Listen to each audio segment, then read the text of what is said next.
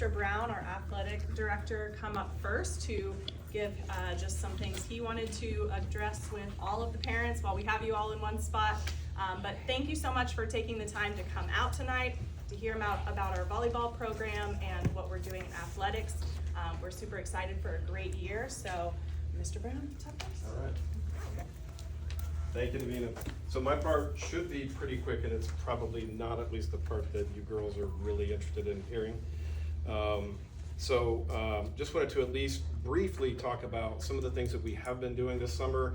Davina and myself, Rob, Jessica, we've been busy planning. And so all summer long, we've been planning, scheduling games and referees and all of those things to make just a great season for you all. Part of that also includes just a little bit of some revision. So there are a few extra forms that we have this year. And I just wanted to touch on them very, very briefly. So the one that hasn't changed is this is the one, if you can see the Riverbend Academy's athletic program, so the mission statement. So this will have to be signed by each of the participants. So each of you athletes will have to sign that. And then I just need a parent to sign with on the bottom of that. That is not, this one hasn't been modified. Our core principles remain the same, which we are trying to strive for: commitment to Christ, discipline, hard work, excellence in athletics and in godliness, and then in finishing well, winning or losing, right? This one is a new one, so I wanted to at least draw your attention to that. So this is our parents' code of conduct. So as opposed to the athlete that we're signing for this year, we also have a parents' code of conduct. Hopefully that doesn't scare you. Hopefully you will actually read this and think, yeah, this is something that I want to get behind. So we've all seen that athletics, adrenaline going, competition, sometimes people can get overly excited.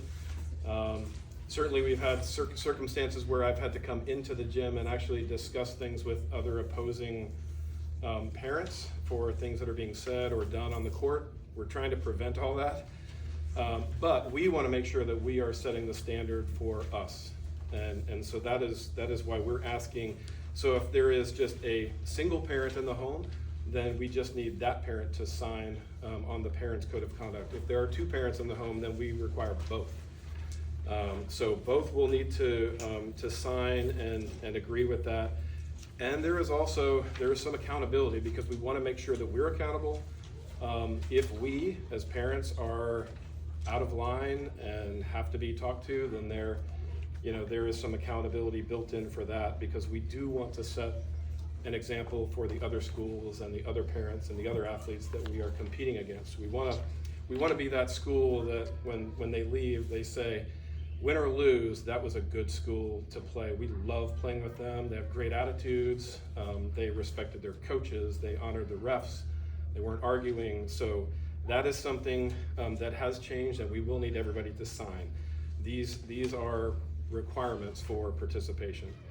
And then lastly, just to touch on, yes, we still have a sports participation fee. That is also something that is required. There's a lot of things that I think a lot of people don't see that go behind just like a program, like what Davina and Rob and Jessica have built up here. Video system, just to have the video system available to us costs $1,500. Referees, I think just for the referees last year, we probably paid over $3,000 for referees. Tournament fees, there's all kinds of expenses. So that's what that is for. We try to keep that really, really low. It is not being raised again this year, but just so you know, that is something that as soon as tryouts are completed, we then submit the rosters and the names that Davina and Rob and everyone gives us, and then we give that to the school office, and then the billing goes out. So just so you're aware of that, I don't want there to be any surprises. Obviously, if we have more corporate sponsors and things that we're trying to do that can defray that cost and get even less, and that's ultimately where we want to go. But for now, that is a kind of a standard fee that we wanted to make sure that everybody knew. So again, that's really all I had. We are so excited about the school year starting and volleyball starting. I know Davina's going to be talking about it, but kicking it off with another opening tournament here with Calvary. We are really excited about that. We've met with them again, and we're on track for that. So again, thank you so much for your interest, your participation, and for your support of our coaches and our programs. I'm going to turn it over to Davina and the other coaches, unless there are any questions for me specifically on the kind of the larger athletic director side. Okay. All right, Davina, thank you. All right. So first I'm just going to introduce myself. I think I know everybody in here, but if not, I'm Davina Underwood. I am one of the head coaches. I'm promoting my husband to head coach as well because he does a lot behind the scenes that you all don't see. And so he will co-head coach with me. And then Jessica is assisting again this year. I'm possibly on the scout for another assistant coach because we have decided to take 2 middle school teams this year. When I first was thinking about it, I was like, let's just cut. It makes it easier in the beginning for me because I don't have to stress about having multiple teams, figuring out gym space, things like that. And then I realized God convicted me. I had lost sleep over it. I literally was like crying thinking about kids that might not make the team and are still really great players and great girls. And the thing with volleyball is all kids develop and peak at different times. And so while a 6th grader might not be at their peak, or even a 7th or 8th grader, that could come later. And I don't want to lose that kid and their love for the sport. And so even though it's going to be a lot harder, a lot more work to make it work, we as coaches have all agreed that we're going to take 2 middle school teams.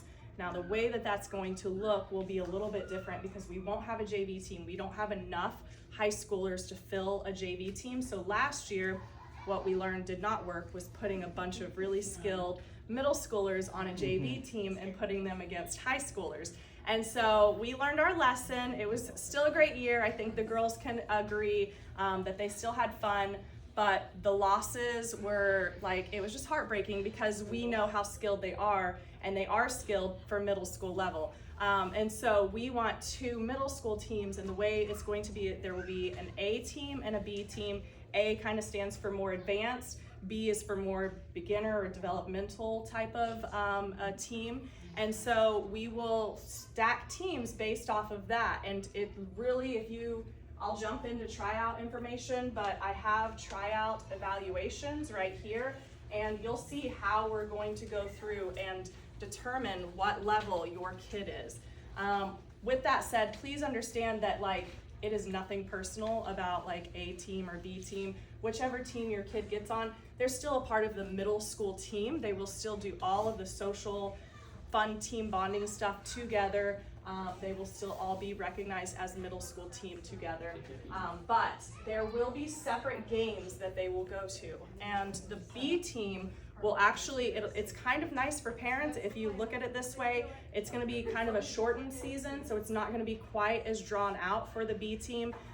The cost is actually going to be a little bit lower. We discussed a price. I want to just confirm with him that we're still good on that before I say the actual number.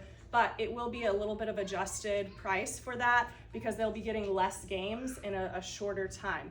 Now, practice time will be the exact same time as middle school, A team and B team will practice together. And I was wrecking my mind of how to do this.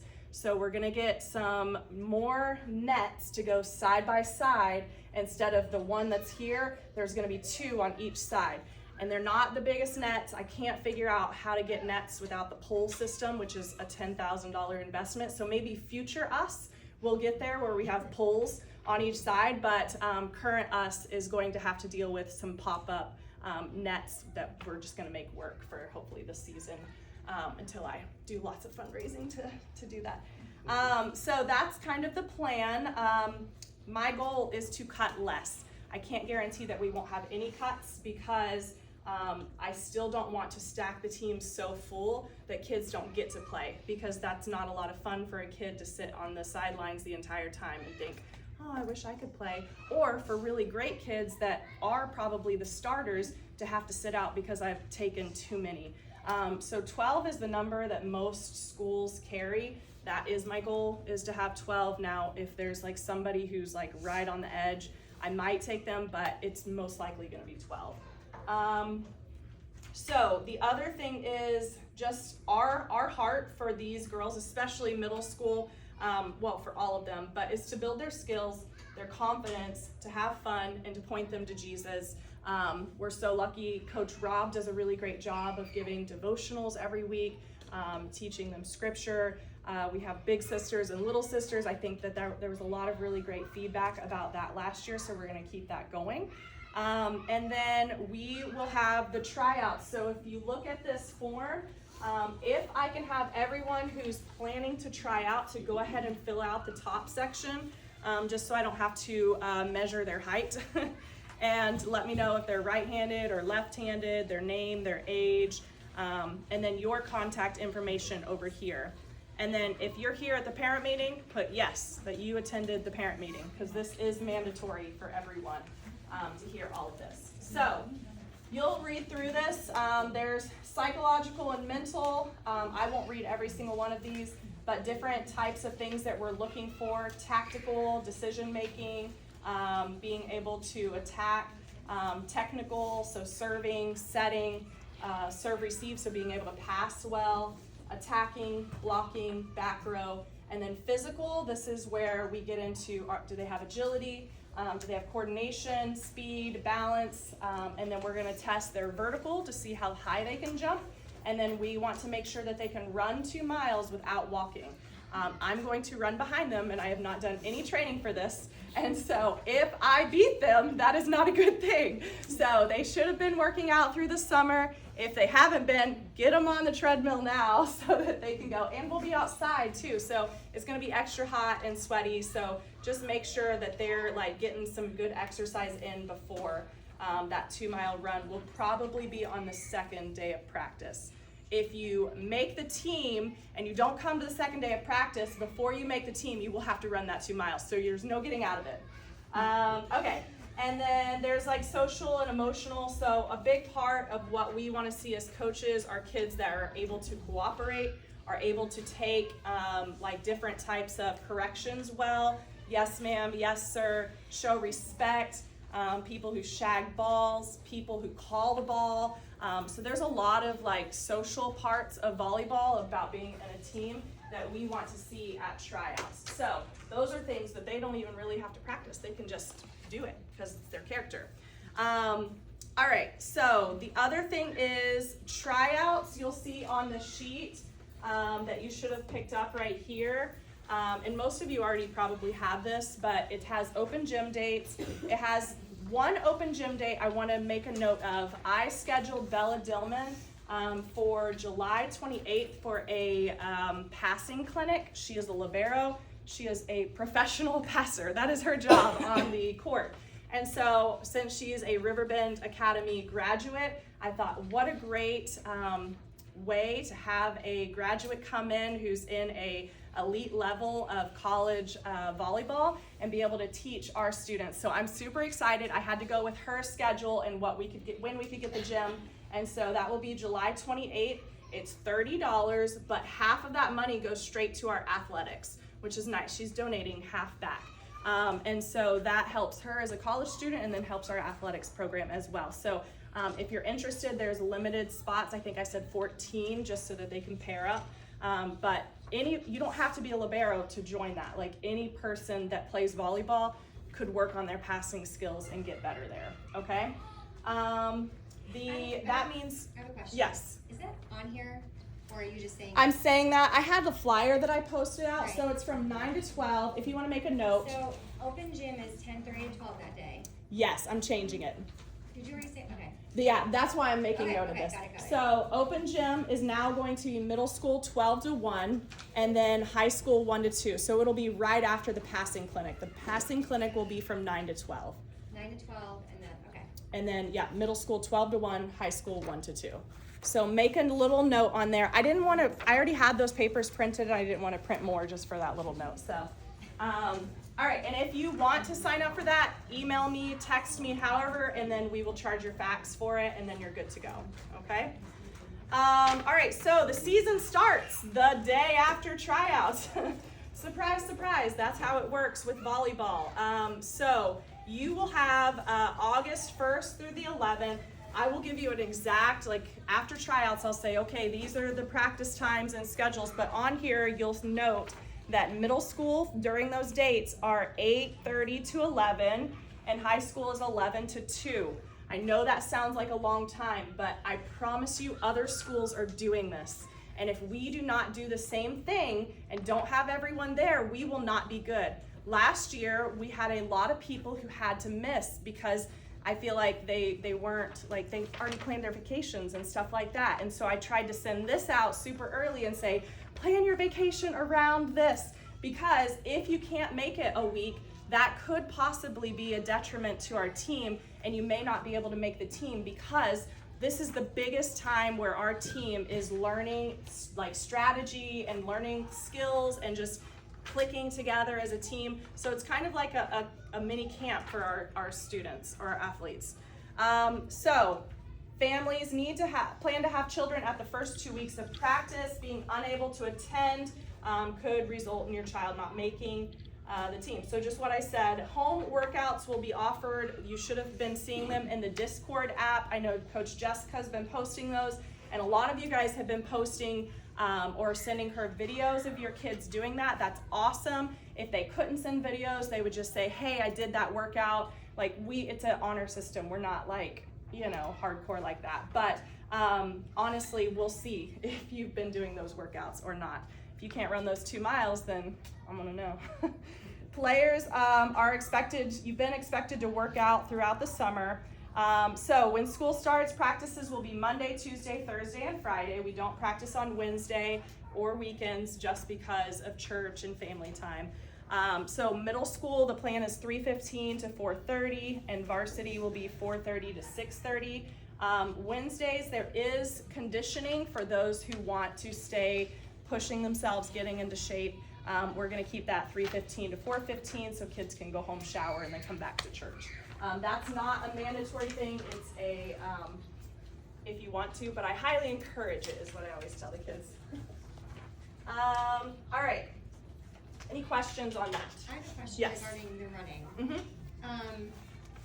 So I can speak for myself. I have been running with Lucy. Yeah.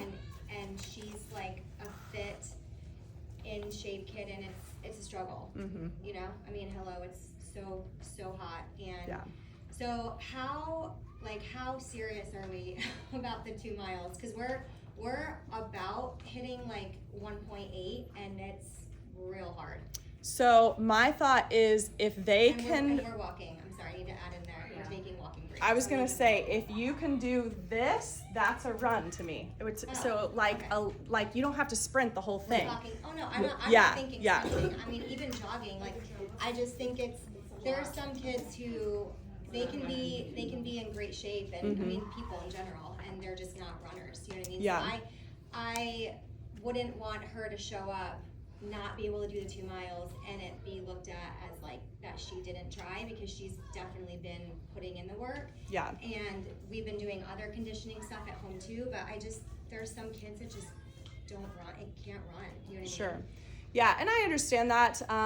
It's not like an automatic you don't make the team type of thing, but I want to see that there's effort and that there's athleticism. Yeah. Those are the 2 things that I'm really looking for, and good attitude about it. You know what I mean? Right. Not complaining the whole time. I hate running. Why is it so? I mean, not everybody loves running. Like, I don't love running. So I'm gonna have to be cheerful, and have a good. So a lot of it is other factors as well, and not quite that. Like, you don't run 2 miles, like you walk once, you're cut. It's not that like hardcore. So hopefully that eases, It does. a little bit. Okay, any other questions? Yes. July 28th, you said Bella was 9 to 12, and then there's a passing clinic after that? No, Bella's passing clinic is 9 to 12, and then there's open gym after that. After that, from what time? So from 12 to 1 is for middle school, and then 1 to 2 is high school. Do we send our kids with lunch or something? Thank you. Yeah, you can. We can? Okay. I would See, suggest I'm in that packing too. a lunch. Okay. Yeah, there'll be time. Yeah, I'm getting You in don't want shape to pass early them out. this year. If y'all remember, and like varsity parents can attest, our kids were out of shape when I got them. And even through the first 2 weeks, it was a struggle. We couldn't even focus on volleyball because they were so out of shape. And so we're trying to prevent that from happening again, because we actually were really good. And first set, we would knock it out of the park. We would smoke every team. And then by second, third set, they were so exhausted that they couldn't finish the game or the tournament that we were in. And so we just learned very quickly they have to come in shape. So that's why there's such an emphasis on the athleticism and getting in shape early, okay? I'd rather not waste time running, trust me. That's like not the most productive thing to do as a coach, but I wanna make sure that people are serious about their summer workouts and stuff, okay? All right, so communication, we have email. Discord is the main source of communication. So if you're not on Discord, you can text me and I will add you. I think most of you are as I'm looking around, but if not, this is my cell phone number. And it's an Oklahoma number, so if it looks funny, that's why. Never changed it. All right, so Discord is where we keep track of all of the things that we're gonna go through. Schedules are on there, practice times. It's been brought to my attention that it's getting a little messy in there and hard to find things. So coaches will go through and clear out any stuff from last season to try to give it a fresh, like when you click on it, you're not like, is this last year's or is this year's?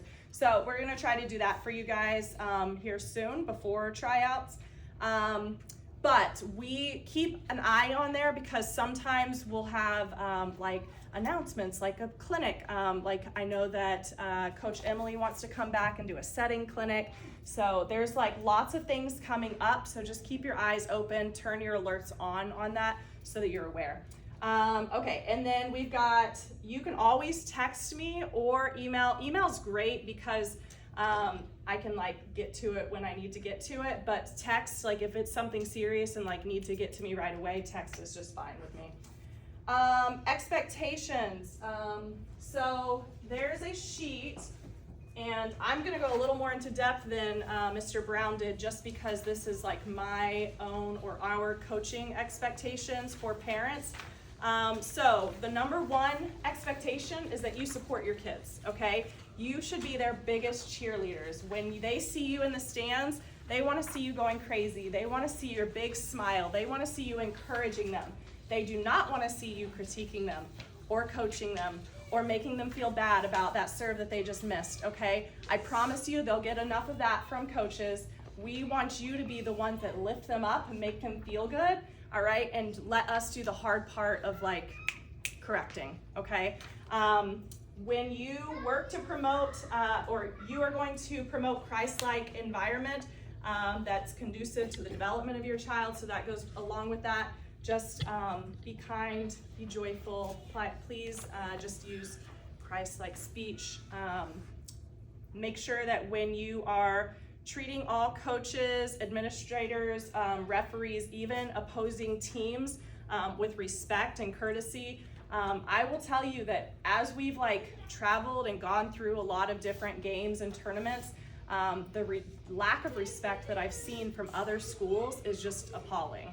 And it makes me like sick to my stomach, honestly. And I don't want to be known that way. And I know that you guys don't want to be known like that as well. And there's been a lot of times where we've disagreed with what a ref called. And the thing about referees is they're going to make mistakes. They're going to get it wrong because they're human, right? And so as players, as parents, we have to just let it go because we can't, like 99.9% of the time, we're not going to change their mind, okay? But we as coaches will address it with the referee when they make a bad call, like it's clearly out when they called it in or something like that. We will make sure that ref knows that we're upset about that, to where they usually they give us another, like a chant or a, what is that called? A makeup call. Yeah. So like we always are like, oh, we got that one back. It's okay, so it's kind of like a wash type of thing. So don't get too heated or too upset. There's been a lot of games where it's been like the last point of the game, and that's pretty upsetting. I get that that is hard. But again, we are not like gonna let that define us. And if we had a great game and we lost because of one bad call, then like, honestly, we didn't play well enough. You know what I mean? Like, we should have played better to where that one call shouldn't have mattered, okay? All right, so make sure practices that you guys are committed to sending your kids to practice and making sure that they're there. We call it like the death rule. So not to make like light of death, but like if your child is dead or somebody in the family is dead, then like, yes, of course, that's an excuse absence, but like, or you're like so sick at home that you can't get out of the toilet, like, yes, those, don't send your kid to practice sick. If they didn't come to school that day, they're actually not allowed to come to practice. So those are like reasons why you should not come to practice, but grandma's 80th birthday, that's not a reason to not come to practice. We need everybody at every practice because it's a team sport. And when we're just missing one person, that person has a role on the team and everybody's role is important. And so them missing makes it really difficult for the entire rest of the team. Yes? Sorry, that also applies for games, just so we're on the same page. So if you have to be at school for at least half a day or you can't play in a game. So sometimes we've had people, you know, just not feel like going to school and then they come for the game. That can't happen. So. Yeah. Yeah, we actually have had that happen to us too. Okay. And that person did actually have to sit out that game. So let's see. Practices, yeah, there is a one-time grace policy for like if you have to miss something. On the second absence, there's a consequence like extra conditioning or losing playing time. And then the third absence could be a removal from the team because that at that point it shows that you're not taking it seriously. Now, grandma, we want you to celebrate her birthday, but write her a card and say, I love you so much, grandma. I can't wait to celebrate with you this weekend, or, you know, when you don't have practice. So the promoting mature sportsmanlike Christian behavior at all practices and games. I'm not gonna reiterate that. All parents and players are expected to volunteer. So we can't do this without you. So you guys, you are not only signing up to watch your child play volleyball, but you're signing up to volunteer. Last year, we had an amazing list that Mrs. Francis, oh, she's not here, had made for everybody to have a volunteer spot. I think that worked out really well. If you couldn't do that time, you asked somebody to cover for you or switch you or something like that, but you worked it out on your own, kind of like a job. So if that is like, if nobody had an issue with that, we're gonna do that again, and then just turn in your hours for the Riverbend Academy so that you're able to get credit for those through the school, the required hours. Any questions on that? Yes? We had to tell, like, I thought it was like the list that we had, she would turn in, so that's not the case. She did. I think she did turn hers in for everybody. Yeah, I think she did turn it in. Sorry. Okay. Yeah, I think she did that for us. But if and when Mrs. Francis's kids all graduate, you'll have to do that yourself. So I'm pretty sure she'll sign up for that again if I beg and plead. Okay, so when you have an issue with your child, all concerns need to come through me or even Coach Rob. I'm good with that. Just wait and pray after an issue arises. We ask for 24 hours. So if you're at a game and you're like, ooh, didn't like that, try not to talk to your kids about it. I mean, obviously you can talk to them, but don't like badmouth people or coaches or, you know what I mean? Like whatever you disagree with, talk to your husband about it, pray about it. Try to, and then talk to your kids about it. I would like for your kids to actually come and learn to talk to me first or Coach Rob about an issue if there is an issue that arises. That way we can try to work it out. But if they're not feeling confident about that, then of course we want you guys to come to us. So you can give me a call, a text, whatever works best for you. But just try to give 24 hours, okay? Because usually emotions run high at games or, you know, when you're upset about something, and after time and prayer, sometimes you realize, okay, maybe that wasn't as big of a deal as I thought it was. I know I've felt that away many a time when I'm watching my own children play. So these are some appropriate concerns to discuss. So anything involving your child, if you're like, I just want to know why my kid likes to do this, I'll be like, let's talk about it. Or you can say like, how do I help my child to improve?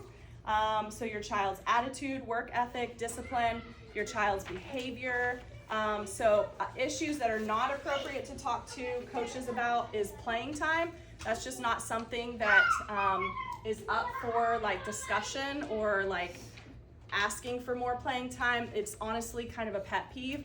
I promise you the reason why we play people the way that we do is there's a reason, like a system behind it. And it's nothing personal. And then the kids who perform the best in practices are the ones who are going to get that playing time more. Now, middle school, I try to play them more, but again, we are teaching them a certain offensive system where certain people only play like certain positions at a time. Does that make sense? So like a libero is never gonna go into the front row and play those 3 spots. So they're only in those back 3. Or right side will only play 3 spots in the front, and then they come out where the setter comes in. So it may seem like, oh, they only go in for 3 positions and then they pull them out. What did they do wrong? They didn't do anything wrong.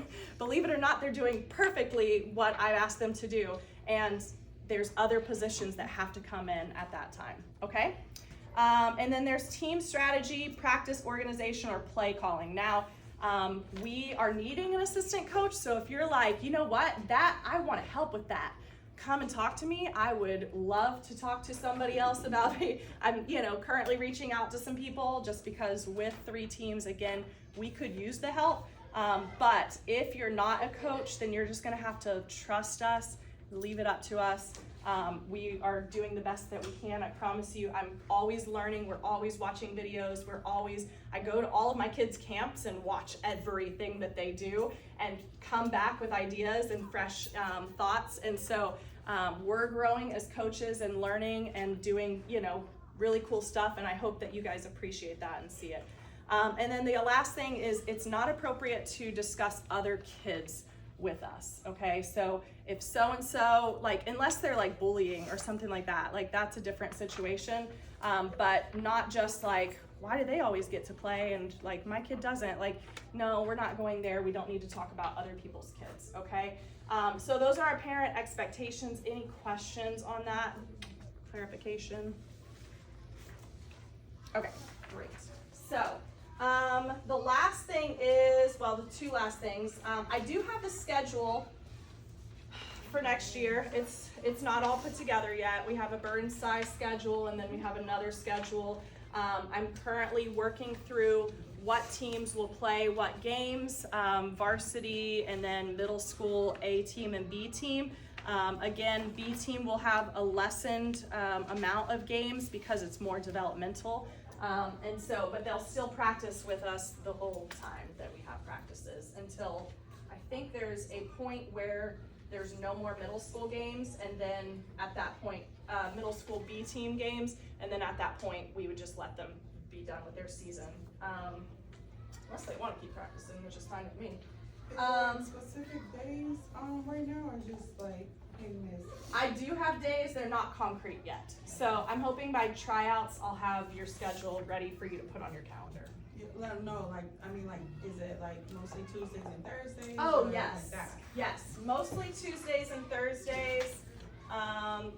There's a couple Mondays in there. Yeah, a couple of Mondays, not many. I see 1, 2, 3, 4. I see 4 Mondays, and then we have a couple of tournaments, so the same ones from last year. And then athletic forms, so the EL2s need to be completed ASAP, preferably by the first day of practice. So there's really not much time between tryouts and first day of practice. So if you're pretty confident that your kid's probably gonna make it, then go ahead and get it. If not, it's still good to have. So go ahead and have them do their physicals. And then, let's see, fundraiser candle sales. So I am going to have us do a fundraiser just for things like being able to hopefully maybe get some more poles to go side to side. That would be awesome. Or if we want to order bags, or if we want to get shirts. My original goal for the candle sales was to do camps and to help pay for camps with that. But the way that it worked out, I didn't want to do a fundraiser before tryouts and then have to cut people and then be like, thanks for doing the fundraiser, but you didn't make the team. That would have been sad. So I decided to wait until after tryouts to do that, okay? last thing, if you can talk to your kids about like being content with where they're at. So if they make B team, I would say like just show them that this is an opportunity, like God is sovereign and he's placed them on that team for a reason. And there are ways that they're going to improve. If they don't make the team even, they would like go to camps, like please join a club, join a rec team. We've had so many players who wanted to get better and then they go and play club for a year and they come back a totally different volleyball player.